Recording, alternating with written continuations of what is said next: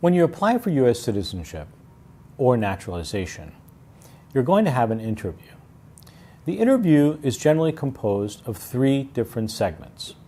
The first segment is a review of the actual application which you have submitted. That application is a Form N-400 application for naturalization. The first thing the officer will do is review all the questions and the answers you've provided in that application. The second part of the application and interview is the exam. The first portion of the exam generally is the written portion of the test. And at that moment, the immigration officer will ask you to write one sentence. Provided you can write that sentence correctly in English, then you will have passed the written exam. If you do not pass at the first try, you'll be given 2 additional tries in order to pass the written exam.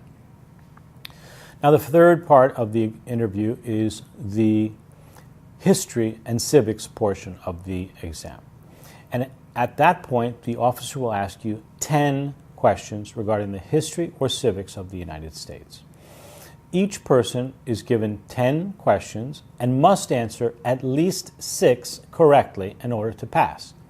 If you answer more than 4 incorrectly, then you will be considered having failed the test.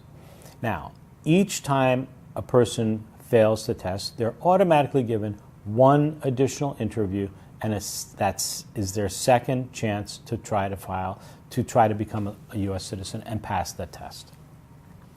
So a naturalization interview generally has 3 portions of it, and those are first reviewing the questions on your application, then taking the written test, the reading test, and finally the civics and history portion of the exam. Now, very important is that if you've ever been arrested or committed any crime, that you then need to bring with you what are called certified dispositions of arrest. In addition, prior to filing for U.S. citizenship, if you've ever been arrested, it is strongly recommended that you consult with a competent and knowledgeable immigration attorney.